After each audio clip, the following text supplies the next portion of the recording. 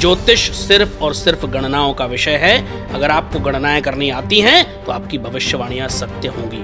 ज्योतिष वो विद्या है जो आज भी हमारा 5 रुपए का पंचांग बता देता है कि भाई कब चंद्रग्रहण होगा, कब सूर्य ग्रहण होगा, कब बारिश कहाँ ज्यादा आएगी, कहाँ कम होगी। नासा को आज भी उसमें करोड़ों रुपए खर्च करने पड़ते हैं। कोई ज्योतिष, कोई बाबा, कोई तांत्रिक किसी का भाग्य नहीं पलट सकता। भाग्य अगर पलट सकते हैं तो सिर्फ ईश्वर। और ज्योतिष भाग्य पलटने की विद्या है ही नहीं। ये सबसे बड़ी चीज मैं डिकोड करके जा रहा हूँ आपके यहाँ। 2032 से 50 के बीच में इस राहु की महादशा में भारत मैन्युफैक्चरिंग में चाइना को पीछे छोड़। क्या भारत के कुंडली में अखंड भारत की तस्वीर नजर आती है? 2027 में मैं और आप यहीं मिलेंगे इसी टेबल पर जिस दिन पाकिस्तान के टुकड़े होंगे। यूपी में नोट कर लो, भारतीय जनता पार्टी प्रचंड बहुमत से सरकार बनाएगी। जिसकी हद ये आज बोल के जा रहा हूँ। शायद योगी जी तीसरी बार मुख्यमंत्री ना बने।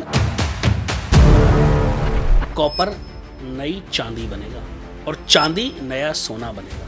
ये भी बोल करके जा रहा हूँ। आने वाले 5 से 10 सालों में हमारे दर्शक तमिलनाडु में भी भारतीय जनता पार्टी की सरकार आते देखेंगे। ममता जी का आखिरी इलेक्शन है। सवाल ये होता है कि कांग्रेस का आखिरी इलेक्शन कब आएगा?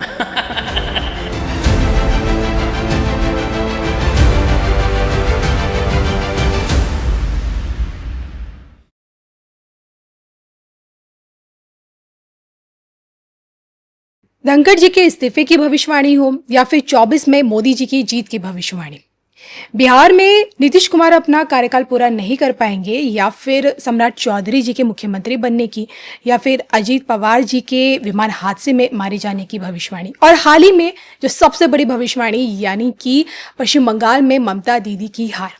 हर एक भविष्यवाणी समाज के लिए आईना बनी है।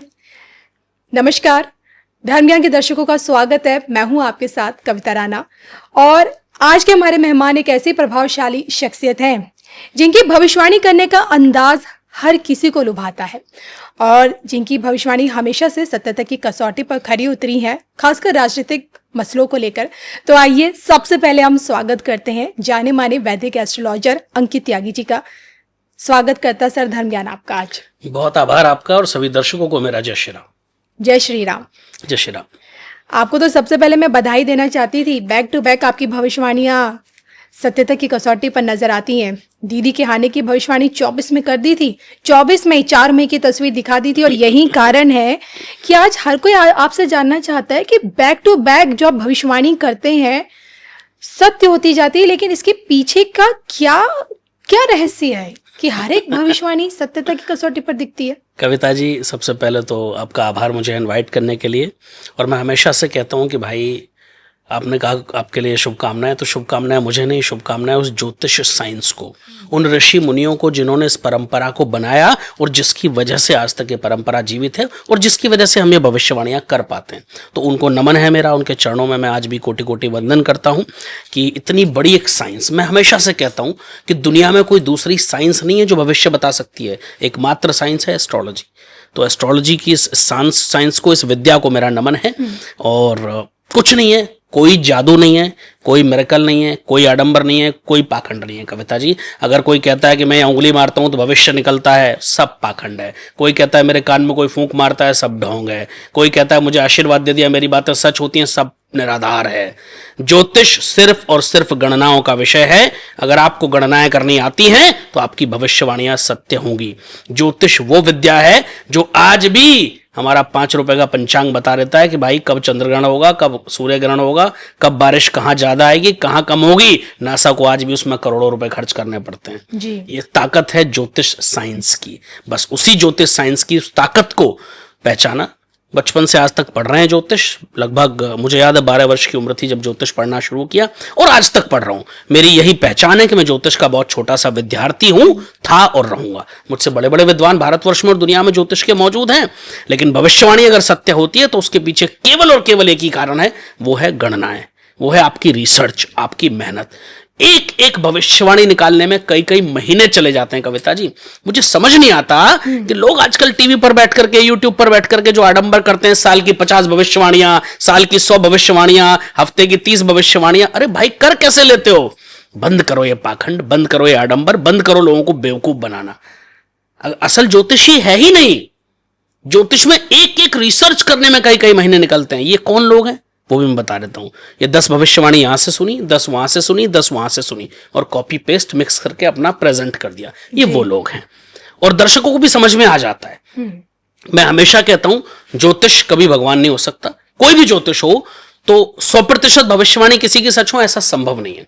मैं भी इंसान हूं, मेरे से भी कैलकुलेशन में गलती हो सकती है, किसी से भी होती है, लेकिन ये मैं डंके की चोट पर कहता हूं कविता जी कि मेरी 95% प्लस प्रेडिक्शंस 100% सत्यता की कसौटी पर खरी उतरती है। क्यों? क्योंकि उसके पीछे महीनों महीनों की मेहनत होती है। ये जो पॉलिटिकल भविष्यवाणी हम करते हैं इसमें 6-6 महीने हमें लग जाते हैं एक एक भविष्यवाणी को रिसर्च करने में।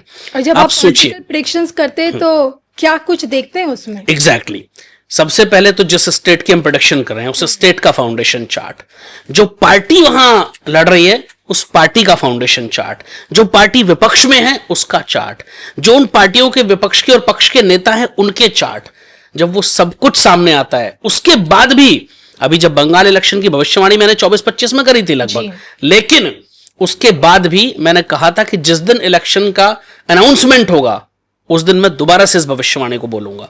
जिस दिन अनाउंस हुआ तो मैंने जो दोनों चरण में वोटिंग होनी थी उस दिन की कुंडली बनाई, फिर जिस दिन रिजल्ट आने थे 4 मई को उस दिन की कुंडली बनाई और मैंने देखा कि सब कुछ भारतीय जनता पार्टी के पक्ष में जा रहा है। तब मैंने खुल करके बोल दिया था कि भारतीय जनता पार्टी प्रचंड बहुमत से सरकार बनाएगी, ये शब्द थे मेरे, और आज प्रचंड बहुमत सबको दिख रहा है। उस समय बहुत लोगों ने ट्रोल भी किया, बहुत लोगों ने कहा, कई कमेंट तो ऐसे ऐसे रील्स पर और वीडियोस पर आते हैं कि सेव कर रहे हैं 4 मई को मिलेंगे ठीक है, तो ठीक है, उन ट्रोलर्स को भी मेरा नमन है और क्योंकि वो हमें और ज्यादा ताकत देते हैं रिसर्च करने की, आगे बढ़ने की। तो मैं कभी किसी के विरोध में नहीं, उनका अधिकार है। अगर कोई व्यक्ति हमें इतना प्रेम दे रहा है तो हमारा विरोध भी वही करेगा, सिंपल है और करना चाहिए। ठीक है, लोकतंत्र है ये, तो यहां पक्ष और विपक्ष दोनों जरूरी हैं। तो बस यही एक कारण होता है, बाकी कोई जादू नहीं होता, कोई मिरेकल नहीं होता। ये सत्य है। देखिए आपके बारे में तो हर कोई जानता है कि आपकी जो आप ज्योतिष सीखा आपने बचपन से सीखा और अब तक सीखते आ रहे हैं और मुझे लगता है आप हर दिन कुछ नया जरूर सीखते होंगे। ये सत्य है कविता जी, ज्योतिष इतना बड़ा समुद्र है कि एक जन्म तो क्या कई जन्म कम पड़ जाते हैं और इंसान परफेक्ट नहीं हो सकता। लेकिन इसी ज्योतिष से क्या क्या भविष्यवाणियां की जा सकती हैं? ज्योतिष से देखिए, ज्योतिष 2 प्रकार की होती है कविता जी, एक होता है गणित, एक होता है फलित। पहले गणित आता है फिर फलित आता है। गणित में सबसे पहले आता है पंचांग, जिसके 5 अंग होते हैं, तिथि, वार, नक्षत्र, योग और करण।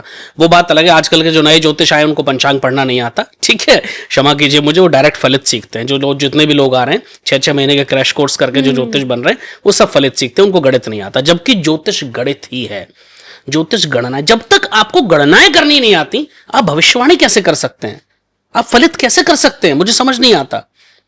तो सबसे पहले तो बेसिक चीज हमें पंचांग सीखना होता है, उसके बाद हम बाकी का गणित सीखते हैं। फिर हम उस गणित को करते करते जब एक अपर लेवल पर पहुंचते हैं तो वहां से प्रेडिक्शंस निकल करके आती हैं, जिसमें तिथि है, वार है, नक्षत्र है, योग है, करण है, इन सबको हमें ध्यान में रखना है। पूरी मूवमेंट्स जो प्लैनेट की, जो ट्रांजिट है, उसको ध्यान में रखना है। कितने सारे चार्ट एक कुंडली में हम निकालते हैं, एक कुंडली मेरे सामने आ जाए मुझे डिकोड करने में आज भी समय लग जाता है। आप विश्वास कीजिए कविता जी, कई कुंडली आज भी मेरे सामने ऐसी आ जाती हैं, इतना समय हो गया कि जहां मुझे किसी से कहना पड़ जाता है कि आप उस कुंडली पर मुझे समय दीजिए, मुझे 1 या 2 दिन चाहिए। लेकिन कुछ ऐसे कुंडली एक्सपर्ट्स होते हैं जो कहते हैं कि मैं तो रोज की 200 से 300 कुंडलियां देख लेता हूं और आपको इतना समय लग रहा है, फिर आपके एक्सपीरियंस का क्या फायदा? माफ कीजिए कविता जी, अगर कोई 200 से 300 कुंडली देख रहा है तो मैं दावे के साथ कह रहा हूं वो दुनिया का बेवकूफ बना रहा है, सिर्फ और सिर्फ फ्रॉड है, उसके अलावा कुछ नहीं है, पाखंड है। मैं आज भी 8 से 10 कुंडलियां मैक्सिमम एक दिन में देखता हूं, मैक्सिमम बता रहा हूं, उससे ज्यादा नहीं देखता हूं। क्योंकि जब आपके पास एक कुंडली आती है ना तो आपको उस कुंडली का लगन चार्ट, सबसे प्रमुख D9 chart, D10 chart, D11, D5, D24, D16, D45, D60, इतना तो मिनिमम खोलना होता है और उन सबको एनालिसिस करके फिर दशाएं, अंतरदशाएं, प्रत्यंतर दशाएं, ट्रांजिट, फिर वो देखने होते हैं। तब जाकर के आप एक अपने कंक्लूजन पर पहुंचते हैं कि ये होगा। तो मुझे समझ नहीं आता कि कैसे लोग 2 मिनट में कुंडली देख लेते हैं। अच्छा, वो भी तरीका है, मैं बता देता हूं दर्शकों को कैसे देखी जाती है। उनके पास सॉफ्टवेयर है, आजकल बहुत सारे AI बेस्ड सॉफ्टवेयर मार्केट में आ गए, वो उसमें डेट ऑफ बर्थ डालते हैं और उसमें जो लिखा आता है वो पढ़ के बता देते हैं। उनकी अपनी कोई रिसर्च नहीं है, कोई गणनाएं नहीं है। तो मैं दर्शकों से इसीलिए कहता हूं कि जो कुंडली है ना वो आपके भाग्य की कुंजी है, वो आपके जीवन की रूपरेखा है। उसको किसी अरे गहरे व्यक्ति के हाथों में मत सौंप देना, वरना पता है ना कि चाबी भी अगर गलत ताले में लगा दी जाए तो टूटती है। तो बस वही होगा, अपना भविष्य खराब मत करो भाई। ज्योतिष इतना आसान अगर होता तो आपको लगता है कि हर तीसरा व्यक्ति ज्योतिष ना होता। इतना आसान विषय नहीं है ज्योतिष। अच्छा, मजाक थोड़ी है कि नासा आज बता रहा है कि सूर्य की दूरी पृथ्वी से कितनी है, चंद्रमा की कितनी है, और हमारे ऋषि मुनियों ने हजारों साल पहले बता दिया जब नासा का अस्तित्व ही नहीं था। कैसे बता दिया जी। तो इतना आसान है क्या? नहीं है। बस यही समझना है हमें। अगर हम ये समझ जाएंगे तो उस दिन हमें पता चल जाएगा कि ज्योतिष है क्या। अंकित जी, ये भी तो बताइए ना कि ज्योतिष क्या सीख कर आता है या फिर ज्योतिष कई बार हमें जन्म से भी मिलती है? दो चीजें। अगर कोई कहे मुझे जन्मजात ज्योतिष मिली है तो इसको मैं सत्य नहीं मानूंगा। किसी के ब्लड में अगर ज्योतिष हो? नहीं, किसी के ब्लड में कोई ज्योतिष नहीं होती। सीखना पड़ता। अगर ब्लड में ज्योतिष होती तो ब्लड में पढ़ाई भी हो सकती थी ना, तो बच्चों को स्कूल जाने की आवश्यकता क्या थी? फिर तो कई लोग पढ़े लिखे पैदा हो जाते। क्या ऐसा हुआ है समाज में? कभी नहीं हुआ, क्योंकि ऐसा प्रैक्टिकली संभव नहीं है। तो अगर ये कोई कह रहा है कि मेरे तो ब्लड में ज्योतिष है, तो अगेन वो बेवकूफ बना रहा है। बड़ा सिंपल है ये। अगर ऐसा होता तो पढ़ाई क्यों नहीं है ब्लड में? बताइए आप, क्यों स्कूल जाके बच्चे को वहीं से एबीसीडी से शुरुआत करनी पड़ती? ज्योतिष बन सकता? नहीं, बिल्कुल भी नहीं भाई, ये तो पढ़ाई है। साइंटिस्ट बनने के लिए क्या आपको ब्राह्मण होना या किसी और जो है किसी भी जाति से, बिरादरी से, धर्म से जुड़ा होना जरूरी है क्या? नहीं, ये तो पढ़ाई है, कोई भी कर सकता है। आप साइंटिस्ट बनिए, आप डॉक्टर बनिए, आप ज्योतिष बनिए, कोई भी बन सकता है। आप चाहें आप भी बन सकती हैं, कोई और चाहे वो भी बन सकते हैं। उसके लिए आपको मेहनत करनी पड़ेगी, उसके लिए आपको रिसर्च करनी पड़ेगी, उसके लिए आपको बहुत अपना समय देना पड़ेगा, अपने आप को उसमें झोंकना पड़ता है, तब जाकर के एक ज्योतिष निकलता है। अच्छा, ज्योतिष में दो चीजें प्रमुख हैं।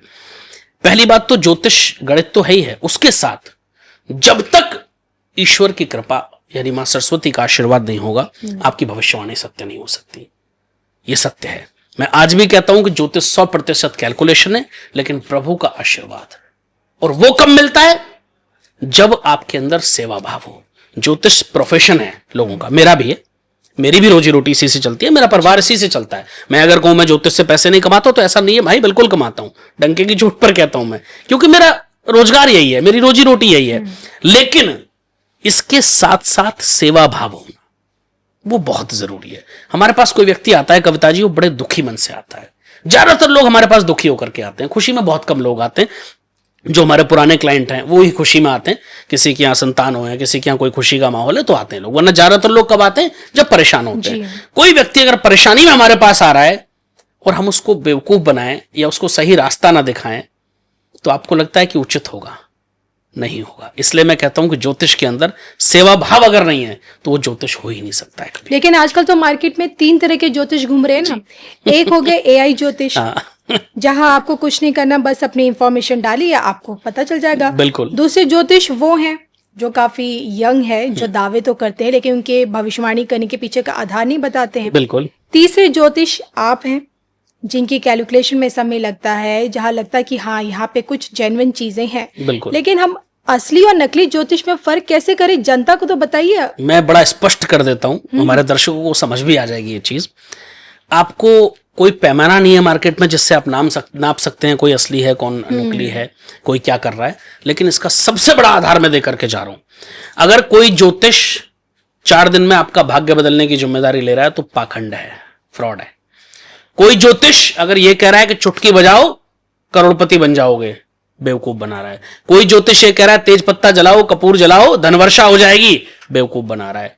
कोई ज्योतिष ये कह रहा है कि मैं आपका भाग्य पलट दूंगा, बेवकूफ बना रहा है। दुनिया में कोई ज्योतिष, कोई बाबा, कोई तांत्रिक किसी का भाग्य नहीं पलट सकता। भाग्य अगर पलट सकते हैं तो सिर्फ ईश्वर। और ज्योतिष भाग्य पलटने की विद्या है ही नहीं। ये सबसे बड़ी चीज मैं डिकोड करके जा रहा हूं आपके यहां। अगर कोई ये सोच के किसी ज्योतिष के पास जा रहा है कि मेरा भाग्य पलट जाएगा, तो ऐसा संभव ही नहीं है भाई। ज्योतिष रास्ता दिखाने की विद्या है। मेडिकल साइंस की बात कर लेते हैं थोड़ी सी बीच में, लोगों को समझ में आ जाएगी। मेडिकल साइंस जान बचाने की विद्या है, इज दैट करेक्ट? लेकिन क्या ऐसा संभव है 100% लोगों की जान बचाई जा सके? बिल्कुल नहीं है। जिसकी मृत्यु आ रही है उसकी आएगी। वैसे ही ज्योतिष तो मेडिकल में क्या है, वो मेडिकल आपको रास्ता दिखाता है। जब आप एक ब्लड टेस्ट से, एक्सरे से, अल्ट्रासाउंड से, एमआरआई से गुजरते हैं तो उससे आइडिया हो जाता है, डॉक्टरों को एक रास्ता मिल जाता है कि अब हमें ये ट्रीटमेंट या ये लाइन ऑफ ट्रीटमेंट देना है ताकि व्यक्ति स्वस्थ हो सके। वैसे ही ज्योतिष है, हमें ग्रह और नक्षत्रों से उनकी स्थिति पता लग जाती है कि यहां पर प्रॉब्लम है और हमें इसके उपाय इस तरीके से कराने ताकि उस व्यक्ति का जीवन अच्छा हो सके। भाग्य कैसे बदलेगा? खुद के कर्मों से। अगर कोई ये सोच के मेरे पास आ रहा है कि अब मैं गुरुजी के पास जा रहा हूं और मैं करोड़पति बन जाऊंगा, तो अगर ऐसा कुछ होता तो भाई मैं खुद करोड़पति ना बन गया होता, मैं यहां क्यों बैठा होता? और थोड़ा सा आपको भी मंत्र बता दिया होता, आप भी बन गए होते, तो आपको भी जरूरत नहीं थी यहां बैठने की। बताइए, थी कोई आवश्यकता? नहीं थी। बस यही समझना है दर्शकों को। लेकिन इसी ज्योतिष में जब आप ही लोग बोलते हैं कि आप ये रत्न धारण कर लीजिए, ये उपाय कर लीजिए, रत्न कैसे काम कर जाते हैं? बिल्कुल, उस पर भी आता हूं मैं। सबसे पहले तो उपाय की चर्चा आपने करी। उपाय वो होते हैं जो आपको भगवान से जोड़ें, जो आपको आपकी आस्था से जोड़ें, जो आपको आपकी परंपराओं से जोड़ें, जो आपको आपके विश्वास से जोड़ें। ये चुटकी बजाने वाले उपाय, ये निराधार हैं, इनका शास्त्रों में कहीं कोई वर्णन नहीं है। ज्योतिष वही है जो आपको ऐसे उपाय बताए जो आपको ईश्वर से जोड़ते हो। और जब आप ईश्वर से जुड़ते हैं तो आपको नहीं लगता कि ईश्वर आपका भाग्य बदल सकते हैं। वो तो कुछ भी कर सकते हैं, वो तो कण कण में व्यापक है। हमारा विश्वास है, वो हमारा विश्वास है, हमारा आधार है, वो उनकी संतान है हम। तो बस वही समझना है कि उपाय जो हो वो ऐसे हो जो आपको ईश्वर से जोड़ते हो, पहली चीज। दूसरी चीज आपने करी, रत्न कैसे काम करते हैं, स्टोन कैसे काम करते हैं, पत्थर कैसे काम करते हैं। देखिए, पत्थर कभी किसी का भाग्य नहीं पलटते, भाग्य नहीं बदलते। मैं भी एक स्टोन ये पहन रखा है, अभी कुछ समय से पहना है। वैसे मैंने जीवन में कोई स्टोन पहना नहीं, पहली बार पहना है, ठीक है। तो किस लिए पहना? क्योंकि मुझे पता है कि इतने समय के लिए मुझे इसकी आवश्यकता है। पहले राजा महाराजाओं के यहाँ राज ज्योतिष होते थे। अच्छा, आपको सुना होगा, आपने भी पढ़ा होगा। वो बताते थे कि इतने समय से इतने समय के लिए आपको ये स्टोन धारण करना है। अभी प्रॉब्लम कहाँ आ रही है कविता जी? आप मेरे पास आए, फॉर एग्जांपल आपने पूछा अंकित जी मुझे एक स्टोन सजेस्ट कीजिए, मैंने बोला ये आप पहन लीजिए। आपने वो पहन लिया और अब आप दोबारा मेरे पास आने ही भूल गए। आपने 10 साल तक पहन रखा है, जबकि उसकी आवश्यकता केवल 6 महीने की थी, या 1 साल की थी, या 2 साल की थी, जो भी है, कुंडली वाइज डिपेंड करता है, डिपेंड्स ऑन ईच कुंडली, ठीक है। तो वहां प्रॉब्लम आ जाती है। तीसरी एक और मैं सबसे बड़ी चीज बोल दूं, हजारों में से कोई एक कुंडली ऐसी होती है जिसमें वास्तव में स्टोन की आवश्यकता पड़ती है, वरना जितना स्टोन का कारोबार है ये सब निराधार है। ये सब केवल और केवल व्यवसाय के लिए किया जा रहा है। ये समझना है दर्शकों को। अगर केवल स्टोन पहनने से भाग्य पलटता तो मैं 5 स्टोन इस हाथ में, 5 इसमें, और हो सकता है 5-5 दोनों पैरों में 20 स्टोन पहन के बैठा होता कविता जी। तो ये संभव नहीं है। इससे दर्शकों को बहुत स्पष्ट हो जाएगा कि एक्चुअल ज्योतिष है क्या। फिर से समझ लो, ज्योतिष केवल गणित है। जिसको गणनाएं करनी आती हैं, जिसको कुंडली को डिकोड करना आता है, जिसको कुंडली को देखना आता है, और जो कुंडली देखने में समय देता है, वही ज्योतिष है। वो चाहे मैं हूं या कोई और हो। मैं तो कहता हूं मैं तो बहुत छोटा विद्यार्थी हूं ज्योतिष का, मेरे से बड़े बड़े विद्वान भारतवर्ष में हैं, आप जाइए उनके पास। लेकिन ज्योतिष के पास जब आप जाते हैं तो ये सोचकर कभी मत जाइए कि अब आपका भाग्य पलटेगा। आपको रास्ता मिलेगा। और कविता जी, अगर आप सही रास्ते पर चलेंगे तो मंजिल आसान तो अपने आप हो जाएगी। बड़ा साधारण सा एग्जांपल है, आपको घर जाना है और आपको सीधा रास्ता मैंने बता दिया तो आप पहुंच जाएंगे ना आसानी से। और आपको वहीं मैं एक रास्ते पर घुमा दूं और आप घूमते रहें तो क्या होगा? आप पहुंचेंगे तो जरूर, हो सकता है 2 घंटे लेट पहुंचे जी, हो सकता है कि 10 लोगों से आपको बीच में पूछना पड़े, हो सकता है आपका समय खराब हो, बहुत सारी चीजें हैं, आपके एफर्ट्स जो है वेस्ट जाएंगे। तो बस यही है ज्योतिष, कि ज्योतिष आपको सही रास्ता दिखा दे, सही मार्गदर्शन कर दे, यही ज्योतिष है। जो लोग कहते हैं कि कोई मेरे पास आएगा तो मैं तो कुंडली खोलते ही उसका पूरा बता देता हूं, सब प्रेजेंट पास्ट फ्यूचर, अरे बंद कीजिए ये पाखंड। मैं दावा कर रहा हूं किसी ज्योतिष में दम है मेरा पास्ट बता के दिखा दे, मैं चैलेंज करके जा रहा हूं, करिए। तो ज्योतिष से पास्ट नहीं बताया जा सकता? ये सब पाखंड है कविता जी। आप मेरे सामने बैठे हैं, मैं 3 चीजें आपको बता रहा हूं। मैंने आपकी कुंडली भी नहीं देखी और फेस में पढ़ता नहीं हूं, ठीक है। मैं 3-4 चीजें बता रहा हूं। कविता जी, मेहनत करते हो, पैसा कमाते हो, लेकिन संतुष्टि नहीं है। किसके जीवन में? किसी के में नहीं है। परिवार में भी थोड़ा सा दिक्कत तो रहती है। किसके परिवार में दिक्कत नहीं है भाई? सबके परिवार में दिक्कत है। कविता जी, जितनी मेहनत करते हो उतना रिजल्ट नहीं मिलता। सबके साथ। तो ये बड़ी कॉमन चीजें हैं और ये बेवकूफ बनाने वाली चीजें हैं, इसमें नहीं फंसना है। मैं फिर कह रहा हूं, ज्योतिष जादू नहीं है, ज्योतिष केवल और केवल मार्गदर्शन है। चलिए, इस बार तो धर्म ज्ञान पे आपके चश्मे से मैंने और मेरे दर्शकों ने ज्योतिष को समझने की कोशिश की है। फिलहाल देखिए, बैक टू बैक जो आपकी प्रेडिक्शंस ट्रू हुई है स्टेट्स में इलेक्शंस को लेकर, अब देखिए ना, मुझे ऐसा लगता है कि क्या ये कुछ चीजें हमें संकेत दे रही हैं। देखिए, 24 के बाद से भाजपा के अजय रथ चलता जा रहा है बंगाल में, महाराष्ट्र में, बंगाल में जहां कभी कमल खिला नहीं वहां आज पूरी तरह कमल खिला हुआ है। तो मैं आपसे जानना चाहती हूं कि जिस तरह से भाजपा जीतती जा रही हर एक राज्य में, ये किस और या किस चीज का संकेत दे रहा है? मतलब अब आपको कहां भविष्य नजर आ रहा है? भारत की कुंडली किस ओर इशारा कर रही है? जहां कीचड़ ज्यादा होती है कमल वहीं खिलता है कविता जी। तो मुझे ऐसा लगता है कि बंगाल में कीचड़ ज्यादा हो गई थी तो कमल खिलना जरूरी था, वो खिल गया। खैर आगे की बात करते हैं। आपने कहा कि भारत की कुंडली की ओर इशारा कर रही है। मैं भारत के फाउंडेशन चार्ट की बात कर लेता हूं। तो भारत फाउंडेशन चार्ट कब बनता है? जब एक राष्ट्र अस्तित्व में आता है। तो भारत जब आजाद हुआ, जब अस्तित्व में आया, तो आपको इसके पीछे का कारण भी मैं बता देता हूं।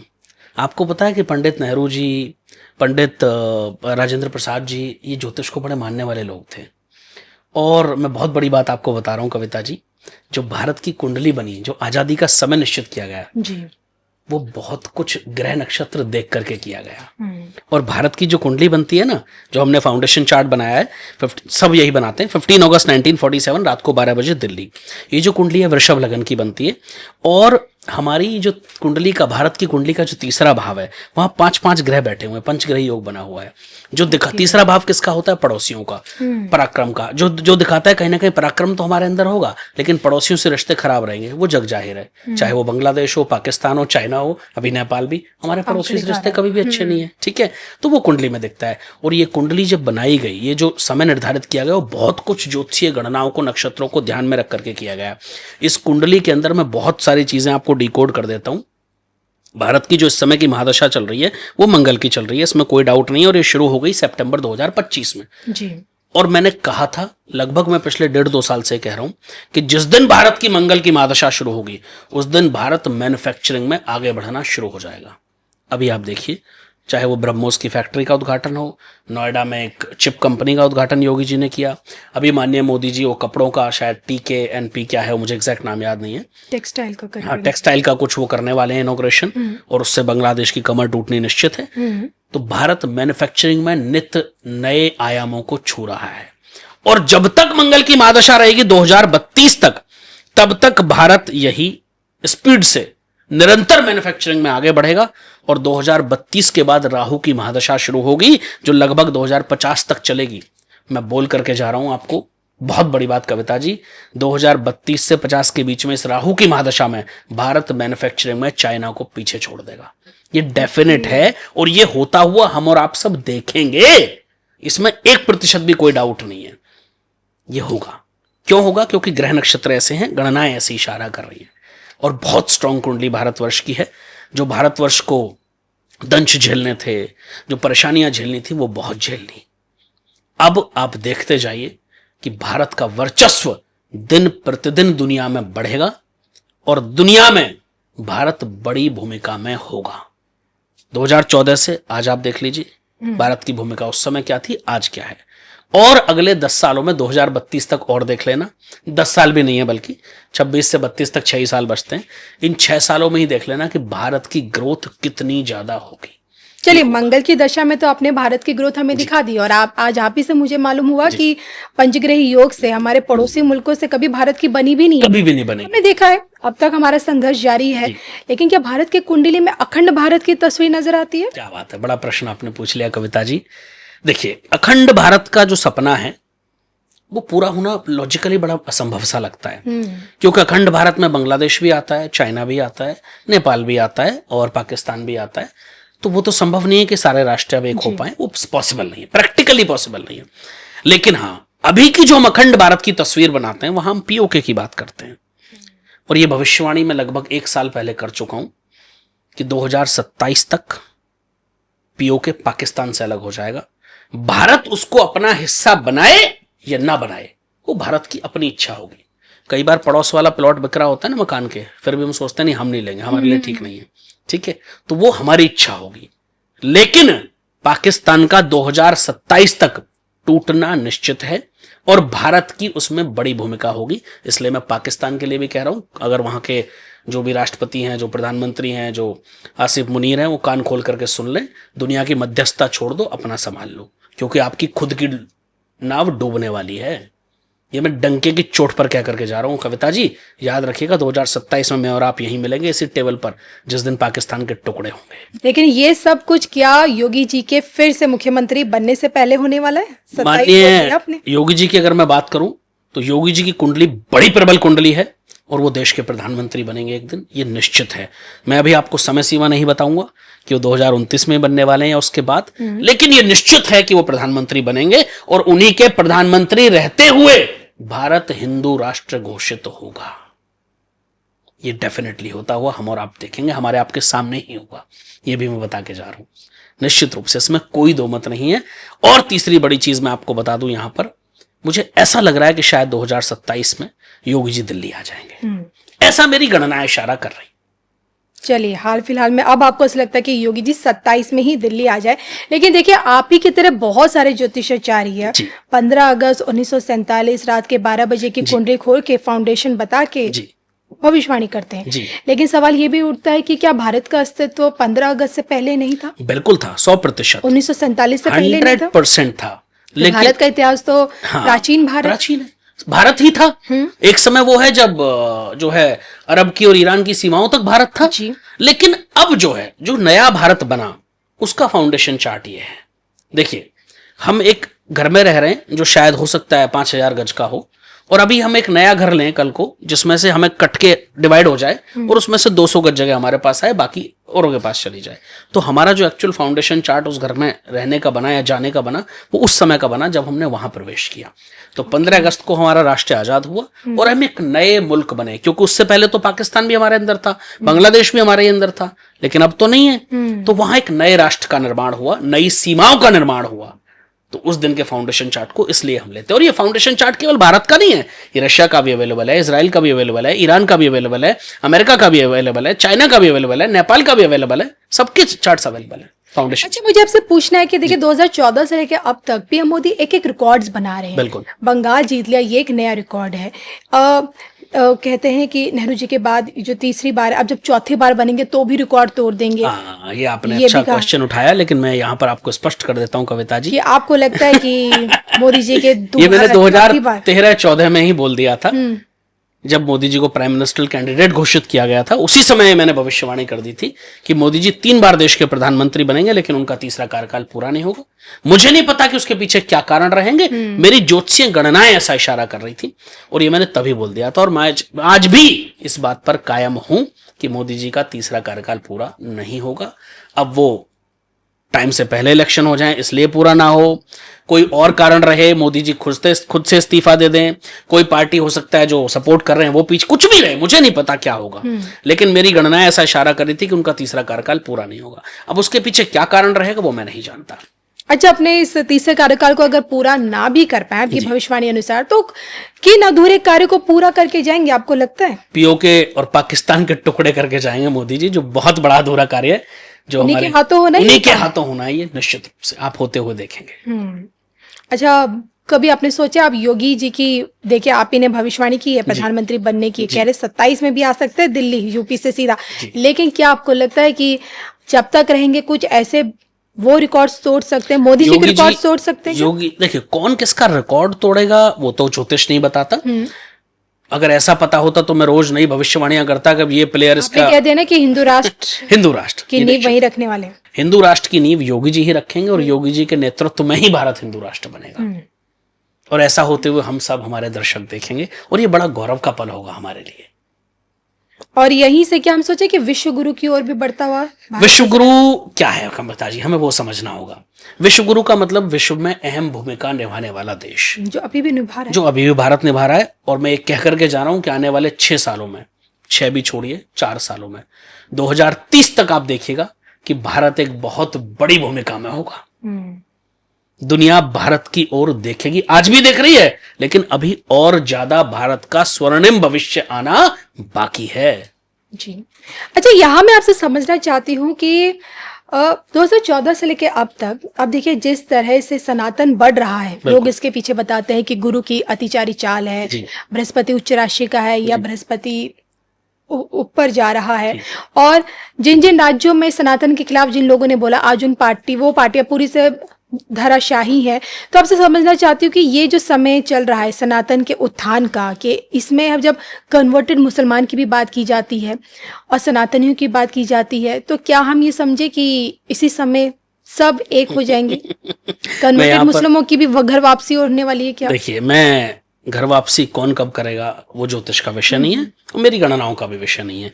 लेकिन मैं एक बात तो हमेशा देखो, सनातनी होने के नाते मैं तो यही चाहूंगा कि सनातन की कौन सी तस्वीर आप देख रहे हैं भविष्य में? सनातन की उभरती हुई तस्वीर मुझे भविष्य में दिखती है भारतवर्ष के अंदर। क्या बदलाव दिख सनातन रहे हैं? था, सनातन है और सनातन ही रहेगा, ये सत्य है। मैंने कई साल पहले भविष्यवाणी करी थी कि अगले कुछ वर्षों में आप देखेंगे कि कुछ मुस्लिम कंट्रीज आपस में लड़ रहे होंगे। अभी जब अमेरिका और इजराइल ने ईरान पर हमला किया तो क्या हुआ? उस समय लोग मेरे से पूछ रहे थे आप ऐसे कैसे हो सकता है, आपस में क्यों लड़ेंगे? क्या हुआ? लड़ रहे थे ना। वही ईरान था जो बाकी मुस्लिम कंट्रीज पर भी अटैक कर रहा था। जी, ठीक है। तो ये सब होना निश्चित है और अभी बहुत कुछ और होना बाकी है। इंतजार कीजिए, बहुत कुछ आप ऐसा देखेंगे जो आज से पहले आपने नहीं देखा होगा अगर मैं बात करूं। और भारत दुनिया में, मैं फिर कह रहा हूं, इन सब चीजों में एक बड़ी भूमिका निभाएगा। भारत की अभी वाइडर पिक्चर लोगों ने देखी नहीं है, वो बाकी है। चलिए, वाइडर पिक्चर तो आप दिखाने की कोशिश कर ही रहे हैं। सबसे बड़ी बात है कि योगी जी पर आधारित आपकी ज्यादातर वीडियोस वायरल हो जाती हैं। अब 27 का इलेक्शन अब इसी मार्च अप्रैल में अगले साल है। हाँ। और यही कारण है कि आपकी भविष्यवाणी के आधार पर लोग दावा करें कि आप तो चलिए फाइनली योगी ये मैं आज ही क्या करके जा रहा हूं आपसे। मुझे नहीं पता कि इलेक्शन से पहले इलेक्शन के बाद, बट मुझे ऐसा लगता है कि योगी जी दिल्ली आ जाएंगे और हो सकता है इलेक्शन के तुरंत बाद आ जाएं या पहले आ जाएं। ये मैं एग्जैक्ट डेट नहीं बता पाऊंगा, बट हाँ ये निश्चित है कि मुझे उनका कहीं ना कहीं सेंटर में आने का योग दिखता है। तीसरी चीज, यूपी में नोट कर लो, भारतीय जनता पार्टी प्रचंड बहुमत से सरकार बनाएगी। जीत की हैट्रिक आज बोल के जा रहा हूं, बंगाल का भी ऐसे ही बोल दिया था, मैं यूपी का भी ऐसे ही बोल के जा रहा हूं। जीत की हैट्रिक भारतीय जनता पार्टी वहां लगाएगी और शायद योगी जी तीसरी बार मुख्यमंत्री ना बने अगर वो दिल्ली आ गए, तो ऐसा मुझे लग रहा है। अखिलेश यादव की कुंडली मैंने बड़े अच्छे से देखी है, नो डाउट अच्छे राजयोग उनकी कुंडली में है, बहुत अच्छी कुंडली है। लेकिन अभी के परिप्रेक्ष्य में अगर मैं बात करूं तो अखिलेश यादव की वापसी सत्ता में मुझे कहीं से कहीं तक नहीं दिखती है। कभी नहीं दिखती है? अभी नहीं दिखती है। ओके। देखिए, आगे की गणनाएं करना बाकी है, जीवन भर की गणनाएं एक साथ नहीं हो सकती कविता जी, लेकिन जितनी मैंने गणनाएं करी हैं अभी के परिप्रेक्ष्य में अखिलेश यादव का कहीं भी, मुझे हो सकता है उनकी कुछ सीटें बढ़े, हो सकता है, ऐसा मुझे लगता है, लेकिन वो सत्ता में वापसी करें ऐसा मुझे दूर से दूर तक नजर नहीं आ रहा है। बिल्कुल। चलिए, अगर बात करें हम शेयर मार्केट की बात करें, गोल्ड सिल्वर मेटल्स की बात करें, तो मैं आपसे जानना चाहती हूँ, आपने कहा कि मार्केट क्रैश होगी, डाउन होता हुआ हमने देखा भी, फरवरी मार्च का आपने डेट्स भी बताया। जी। अतिचारी गुरु का समय, जी। गुरु को सबसे लोग इंपॉर्टेंस में रख रहे हैं, तो मैं आपसे जानना चाहती हूँ कि कौन सी धातु जिसके प्राइजेस अप होंगे, लोग उस तरफ इन्वेस्टमेंट करेंगे, डॉलर की तुलना में क्या भारत का रुपया मजबूत होता हुआ नजर आएगा? देखो, अगर आप धातुओं की, मेटल्स की बात कर रहे हैं तो कॉपर आप लिख करके रख लीजिए सब लोग, कॉपर नित्य नई ऊंचाइयों को छुएगा भविष्य में। आज के रेट्स आप लिख लो और अगले 2 साल बाद के रेट्स देख लेना, आपको पता चल जाएगा कि कॉपर कितनी ऊंचाइयों पर जा रहा है। कॉपर नई चांदी बनेगा, अच्छा। ये मैं बोल करके जा रहा हूं, और चांदी नया सोना बनेगा, ये भी बोल करके जा रहा हूं। सोना बहुत बहुत ग्रो करने वाला है, इस वर्ष में भी काफी ग्रोथ गोल्ड में मुझे दिखती है, नो डाउट। मैंने कहा था कि मार्च के आसपास मुझे सोना 1.50 के आसपास दिखता है, तब 1.80 गया तो बहुत सारे लोगों ने ट्रोल्स करना शुरू किया, आप तो 1.50 कह रहे थे, 1.80 चला गया। मैंने कहा रुको भाई, क्या हुआ, वापस वहीं आया, आज तक वहीं 1.45 से 1.55 के बीच में घूम रहा है। जी। तो जो भविष्यवाणियां होती है ना, उसके हमें उस परिप्रेक्ष्य में जो दिखता है हम वो बोलते हैं। हम एक दिन की नहीं कर सकते कि इस दिन इतने ऊपर होगा, इस दिन इतना नीचे होगा, वो हमारा विषय नहीं है। लेकिन ये डेफिनेट मैं कह करके जा रहा हूं कि अगले कुछ वर्षों में आप सोने और चांदी को 5 लाख पार होते हुए देखेंगे, और कॉपर नई चांदी बनेगा। जिसको भी इन्वेस्टमेंट करना है, लॉन्ग टर्म के लिए करना है, तो कॉपर में कर लो। शेयर मार्केट की बात आपने करी, मैं शेयर मार्केट पर बहुत डेली बेस्ड प्रेडिक्शंस नहीं करता हूं क्योंकि उतना रिसर्च का मुझे समय नहीं मिल पाता। लेकिन मैं एक बात बोल करके जा रहा हूं भाई, इस वर्ष की जो परिस्थितियां हैं शेयर मार्केट में, अगर कोई भी इन्वेस्टमेंट कर रहे हैं तो लॉन्ग टर्म करना, शॉर्ट टर्म इन्वेस्टमेंट करने वाले डूबेंगे, बहुत नुकसान झेलना पड़ सकता है लोगों को। इसलिए मेरा निवेदन है कि जो भी लोग शेयर मार्केट में इन्वेस्ट कर रहे हैं वो लॉन्ग टर्म करें, शॉर्ट टर्म इन्वेस्टमेंट नहीं करना है। देखिए, अमूमन ज्योतिषाचार्य आजकल विपदाओं पे कि सुनामी आएगी, भूकंप आएगा, दुर्घटनाएं होंगी, बहुत बहुत भविष्यवाणी करते हैं, जबकि हकीकत तो यही है कि हर साल ये चीजें होती रहती नहीं हैं। नहीं, बिल्कुल नहीं है ऐसा कविता जी। यहां मैं आपको टोकना चाहूंगा, मैंने 2025 में कहा था कि 2026 आग का साल है। मुझे साल के शुरुआत में बड़ी भयंकर आग दिखती है, जब ईरान में मिसाइलें जा रही थी और तेल के कुओं में आग लग रही थी, क्या था? क्या ये हर साल होती है? नहीं होती। लेकिन प्राकृतिक आपदाएं तो होती। प्राकृतिक आपदाएं कॉमन की तो हम भविष्यवाणी करते ही नहीं कभी। मैंने बोला हुआ है कि 2026 भूकंप का साल है, तो इसका मतलब ये नहीं कि जो कॉमन भूकंप आ रहे हैं, मतलब कोई भयंकर तबाही मुझे नजर आती है, मेरी गणना ऐसा इशारा करे। तो प्रभु ना करे कि मेरी भविष्यवाणी सच हो, मैं ये हमेशा बोलता हूँ। मैं सरस्वती करे मेरी वाणी में कोई दोष आ जाए, लेकिन मेरी गणनाएं बड़ा स्ट्रॉन्ग इशारा कर रही हैं कि दुनिया में कोई बड़ा भूकंप तबाही मचाएगा जिसमें कोई बड़ी जनहानि होगी, और मुझे डर है कि उस भूकंप का केंद्र कोई जलाशय या कोई जल स्तर ना हो, कहीं कोई बड़ी सुनामी जैसी घटना ना हो जाए। प्रभु करे कि मेरी भविष्यवाणी सच ना हो। लेकिन इसके पीछे का आधार, इसके पीछे की सारी ज्योतिषीय गणनाएं हैं जो वर्ल्ड वाइड जो हम कैलकुलेशन करते हैं। जब हम ज्योतिष में एक ज्योतिष का रूप है जिसको हम मुंडेन एस्ट्रोलॉजी बोलते हैं, हिंदी में मैदनी ज्योतिष भी बोलते हैं। तो मैदनी ज्योतिष हम कब इस्तेमाल करते हैं? जब हम व्यापक गणनाओं की बात करते हैं, वर्ल्ड वाइड ग्लोबल घटनाओं की बात करते हैं, तो उसी से ये सब कैलकुलेशन हम करते हैं। ओके। लेकिन ऐसा होना है, निश्चित है। प्रभु ना करे ऐसा हो। मैं यही चाहूंगा, अगर मेरी एक भविष्यवाणी गलत भी हो जाएगी तो मुझे खुशी होगी, दुख नहीं होगा। बिल्कुल। देखिए, आपने कहा ना कि पड़ोसी मुल्कों से कभी हमारे इतने अच्छे रिश्ते नहीं रहे हैं, तो अब आपको क्या लगता है कि अब जो ये जो साल जो भी बचा हुआ है, 6 से 7 महीने का जो समय है 2026 का, कुछ बड़ा खतरा खतरा नहीं कहूंगा, लेकिन भारत पाकिस्तान का युद्ध होते हुए देख लेंगे आप और हम इसी साल। निश्चित रूप से इसी वर्ष होगा। तो हमें एक और स्ट्राइक दिखेगी। अब स्ट्राइक हो क्या हो ये तो हमारी जो है इंटेलिजेंस तय करेगी। हमारे जो डिफेंस एक्सपर्ट्स हैं वो तय करेंगे कि किस तरीके से हैंडल करना है। लेकिन ये निश्चित है कि भारत पाकिस्तान 2026 में फिर से आमने सामने होंगे, और ये ज्यादा महीने बचे नहीं है, इसमें बहुत जल्द होता हुआ आप देखेंगे कविता जी, ये होना है। विजयी हमेशा भारत रहा है, वो अभी भी रहेगा, उसमें हमें प्रेडिक्शन करने की भी आवश्यकता नहीं है। मैं आपसे समझना चाहती हूँ, देखिए भारत और पाकिस्तान जब पार्टीशन हुआ, दोनों देशों की अलग अलग नींव रखी गई, कुंडली बनाई गई, समय देखा गया, तो उस समय पाकिस्तान की ग्रह नक्षत्र क्या कुंडली रही है कि आज तक पाकिस्तान की भारत से कभी नहीं बन पाई? वो पाकिस्तान कभी फल फूल क्यों नहीं पाए, ग्रो क्यों नहीं कर पाए? पाकिस्तान की जो कुंडली है उसमें टूटना लिखा है। एक बार टूट चुका, अभी फिर टूटेगा, और उसके बाद फिर टूटेगा। पाकिस्तान की कुंडली ऐसी है, जो उनका फाउंडेशन चार्ट है, कि वहां विघटन बिल्कुल साफ साफ दिखता है। अच्छा। तो अभी पाकिस्तान के कई टुकड़े होने बाकी हैं। ये होता हुआ हम सब दर्शक देखेंगे, इसमें कोई डाउट 1% भी नहीं है, क्योंकि उनका चार्ट ही ऐसा है। पाकिस्तान की जो कुंडली है वहां इकोनॉमिक ग्रोथ मुझे दूर से दूर तक दिखती ही नहीं है। तभी आप देखो, आज तक पाकिस्तान इकोनॉमिकली ग्रो कर पाया? वो आज भी कटोरा लेके भीख मांगता रहता है, हमेशा से भीख ही मांगी है। ठीक है, आज भी हर वर्ष उनको जो है एक नया कुछ ना कुछ फाइनेंस चाहिए होते हैं। ठीक है, कभी अमेरिका से, तो कभी वर्ल्ड बैंक से, तो कभी किसी से। तो वही कंडीशन उनकी रहेगी, और एक दिन ऐसा होगा जब पाकिस्तान स्वतः टुकड़ों में विभाजित होकर खत्म हो जाएगा। समय लगेगा, लेकिन ये होना है। जब आप जैसे एस्ट्रोलॉजर्स पाकिस्तान की टूटने की भविष्यवाणी करते हैं, पाकिस्तान 5 टुकड़ों में बटेगा, पीओके की वापसी होगी, तो आप सबकी प्रेडिक्शन सबसे ज्यादा देखी जाती है बलूचिस्तान में। हाँ। इसलिए देखी जाती है क्योंकि वहां के लोगों की उम्मीद निकल आती है कि भाई चलो कोई तो है जहां से हमें उम्मीद की किरण नजर आ रही है, जिन एस्ट्रोलॉजर्स की जुबान से हमें बातें सुन रहे हैं, तो वो अपना भविष्य देखना शुरू कर देते कि उन्हें कब मिलेगी पाकिस्तान से मुक्ति, बलूचियों को। मैं बलूचिस्तान के मेरे भाई और बहनों को एक बड़ा अच्छा संदेश दे देना चाहता हूं। निश्चिंत हो जाइए, जल्द आपकी स्वतंत्रता आपका इंतजार कर रही है। बस मैं इशारा करूंगा, ज्यादा नहीं बोलूंगा, लेकिन भरोसा रखिए, प्रभु कृपा होने वाली है। चलिए, उम्मीद करती हूँ। बात करती हूँ आत्मनिर्भर भारत आज हमारा स्वाभिमान है, और जिस रफ्तार से हम आगे बढ़ रहे हम सभी जानते हैं, लेकिन मोदी जी भी कह चुके हैं 47 से पहले टॉप 3 में विकसित राष्ट्र बनेगा। क्या लगता है आपको, टॉप 3 में भारत?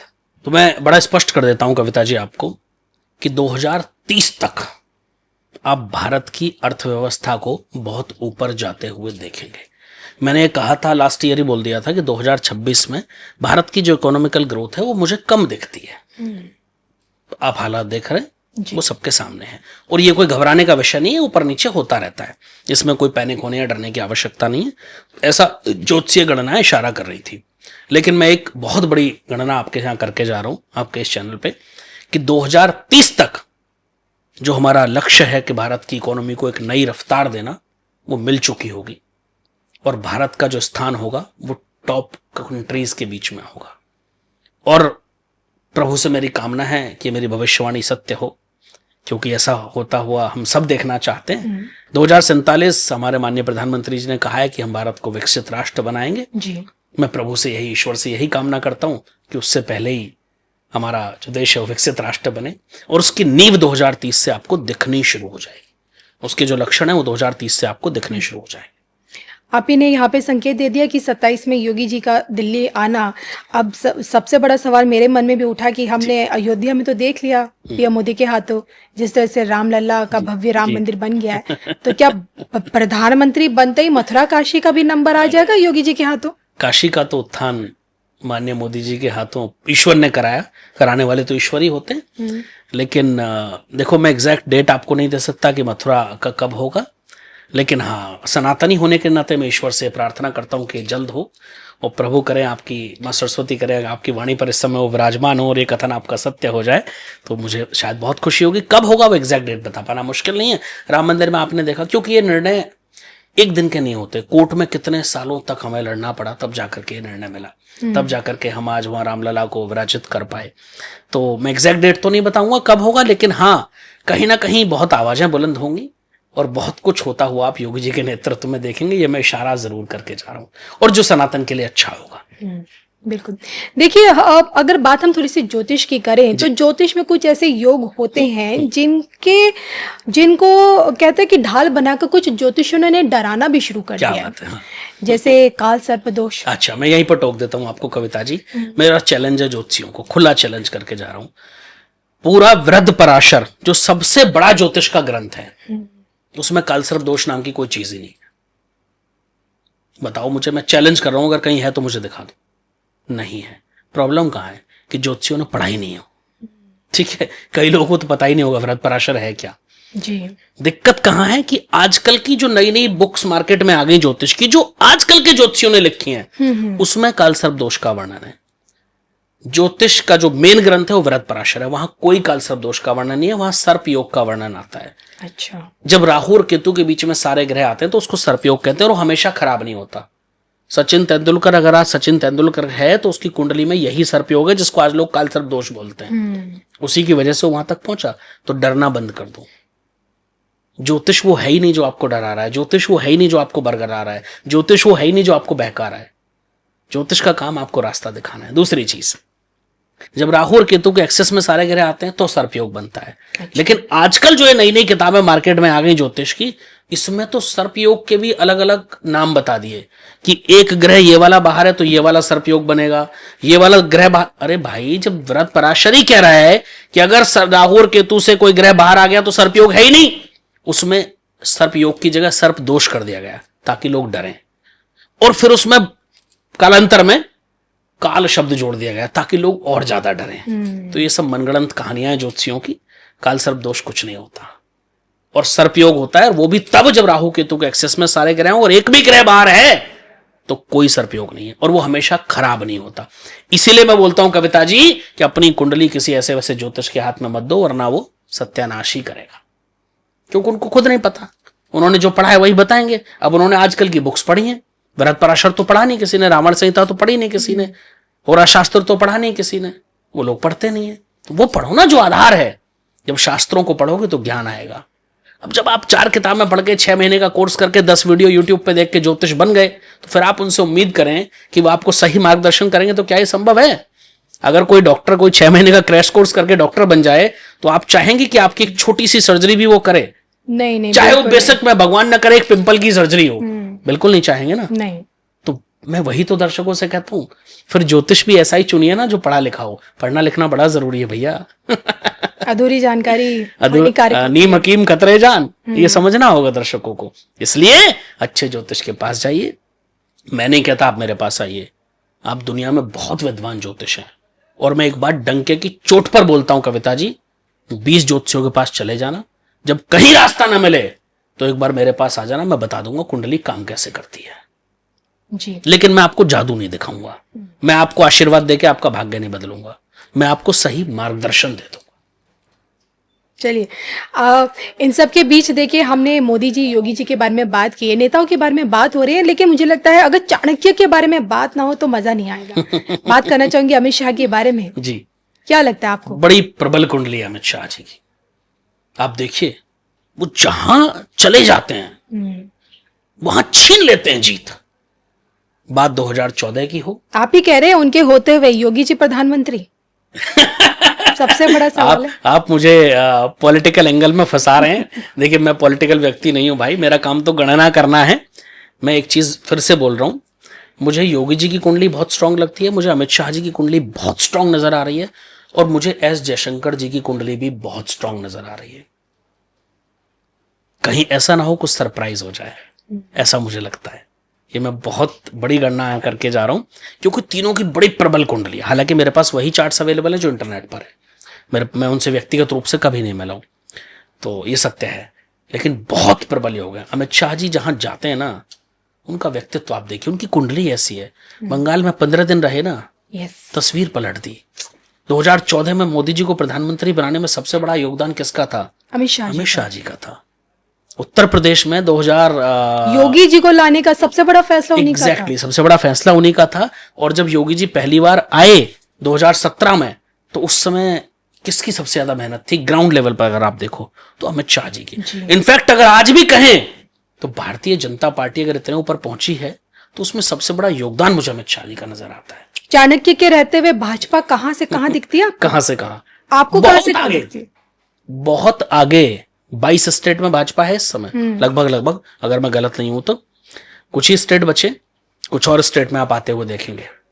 मैं बहुत बड़ी बात कह के जा रहा हूं, आने वाले 5 से 10 सालों में हमारे दर्शक तमिलनाडु में भी भारतीय जनता पार्टी की सरकार आते देखेंगे। ओके। ये गणनाएं, हालांकि मैंने बहुत ज्यादा रिसर्च अभी इस पर नहीं करी है, मैं करूंगा, बाकी है। लेकिन जो थोड़ी बहुत मैंने गणनाएं करी हैं, मैं ये बता रहा हूं कि अगले आने वाले 5 से 10 सालों में तमिलनाडु में आप भारतीय जनता पार्टी की सरकार डायरेक्टली इनडायरेक्टली बनते हुए देखेंगे। ऐसा मुझे नजर आ रहा है, मेरी गणनाएं इशारा कर रही है। और हां, अब मैं पूछता हूं उन ज्योतिषियों से जो सर्वे के बाद उभर के मार्केट में आ जाते हैं कि अब तो इसकी सरकार बनेगी, उसकी बनेगी। अरे प्रेडिक्शंस करनी है तो इतना एडवांस में कीजिए ना। हमने 24-25 में कहा था ममता जी नहीं आ रही हैं, और डंके की चोट पर कहा था कि बीजेपी प्रचंड बहुमत से सरकार बनाएगी। प्रचंड शब्द हमने इस्तेमाल किया था, आज सबको दिख रहा है। मैंने कहा था कि ममता जी का आखिरी इलेक्शन है, ये मैं आज भी क्या करके जा रहा हूं। मैं आज भी क्या करके जा रहा हूं कि निश्चित रूप से तमिलनाडु में यह होगा, इतने एडवांस में। ये होती है ज्योतिषीय गणनाएं। केवल हवा देख करके अपना रुख बदल लेना वो ज्योतिष नहीं है। ममता जी का आखिरी इलेक्शन है, सवाल ये होता है कि कांग्रेस का आखिरी इलेक्शन कब आएगा? देखिए, एक लोकतंत्र में मजबूत विपक्ष का होना बड़ा जरूरी होता है। अब नजर आ रहा है आपको? तो मैं कभी नहीं चाहूंगा कि कांग्रेस का अस्तित्व खत्म हो। कोई और है मुझे नहीं पता, लेकिन विपक्ष लोकतंत्र में होना चाहिए। लोकतंत्र की खूबी ही यही है, लोकतंत्र की खूबसूरती यही है कि वहां पक्ष और विपक्ष दोनों हो, और दोनों बैठकर के निर्णय ले। आप किसी भी बड़े कंट्री की बात करिए, वहां पक्ष विपक्ष दोनों हैं। आप इजराइल की बात करिए, आज इजराइल कितना आगे। आप अमेरिका की बात करिए, वहां पक्ष विपक्ष दोनों हैं। आप भारत की बात करिए, आप कहीं की भी बात कर लीजिए, जहां विपक्ष नहीं है वहां फिर डिक्टेटरशिप होती है। तो आपको नहीं लगता कि हमारे देश में डिक्टेटरशिप आ सकती है? नहीं, कभी नहीं आएगी। भारत लोकतंत्र है, लोकतंत्र था और लोकतंत्र ही रहेगा, ये निश्चित है। क्योंकि अपोजिशन तो कहीं मजबूत नहीं है, लेकिन अपोजिशन तो है ना, और जो होना बड़ा जरूरी है वो रहना चाहिए। तो मैं नहीं चाहूंगा कि कांग्रेस खत्म हो, लेकिन एक बात भी मैं निश्चित कह के जा रहा हूं कि मुझे कांग्रेस के उभरने के चांस में भी दूर दूर तक नहीं दिखते हैं। प्रियंका गांधी जी भी अब आ गई हैं। प्रियंका गांधी जी हो सकता है कभी किसी एक प्रदेश के मुख्यमंत्री बन जाए, कभी बाई चांस, लेकिन वो भारतवर्ष की प्रधानमंत्री बने, ऐसा मुझे दूर से दूर तक उनकी कुंडली में कोई योग नजर नहीं आता है। और राहुल गांधी जी तो कभी इस देश के प्रधानमंत्री नहीं बन पाएंगे। चलिए, मुझे लगता है आपकी ये बातें सुन के प्रियंका गांधी जी कभी मुख्यमंत्री बन पाए। मुझे लगता है कांग्रेसियों ने राहत की सांस ली होगी। देखिए, हम किसी पॉलिटिकल पार्टी से बिलोंग नहीं करते, और ना ही हमें फर्क पड़ता है। मैं हमेशा कहता हूं भाई, मेरा काम तो गणना करना है। गणनाओं में अब बंगाल इलेक्शन पर मुझे बहुत लोगों ने ट्रोल किया, आप तो बीजेपी, कई कमेंट्स ऐसे आते हैं, कविता जी आप तो बीजेपी के प्रवक्ता। अरे भाई, अगर मैं यही बोल दिया होता कि ममता जी आ रही हैं और फिर नहीं आती, तो फिर भी वो लोग ट्रोल करते कि आपकी भविष्यवाणी गलत हो गई। अब मैंने सही बोला तो मैं बीजेपी का आदमी हो गया। अब मैं कह रहा हूं कभी प्रियंका जी मुख्यमंत्री बन सकती हैं, तो मैं कांग्रेस का आदमी हो जाऊंगा। कल को अगर मुझे यूपी में देखे अखिलेश यादव उभरते दिख रहे हैं तो मैं तो वो भी बोलूंगा। हमारा किसी पॉलिटिकल पार्टी से कोई लेना देना नहीं होता कविता जी। हमारा काम तो केवल और केवल ज्योतिषीय गणनाएं करके लोगों के सामने रखना है। वही हमारा डोमेन है, वही हमारा कार्य है, उसी के लिए हम हैं। हम नहीं करेंगे तो कौन करेगा भाई? तो हमारा किसी से कोई संबंध नहीं। लेकिन आपको लगता है कि आने वाले समय में, आप भी बता चुके, बीजेपी 20 से 30-40 वर्षों तक आगे रहेगी? मैंने कोई वर्ष नहीं बताऊंगा, लेकिन अभी काफी लंबा समय लंबा समय है, लेकिन इस लंबे समय में क्या क्षेत्रीय पार्टियां पूरी तरह से खत्म हो जाएंगी? काफी पार्टियां सिकुड़ जाएंगी, काफी बचेंगी। जेडीयू का अस्तित्व लगभग खत्म हो जाएगा। ये मैं आज बड़ी भविष्यवाणी करके जा रहा हूं। बिहार में जेडीयू का अस्तित्व लगभग खत्म हो जाएगा अगले कुछ वर्षों में। टीएमसी का?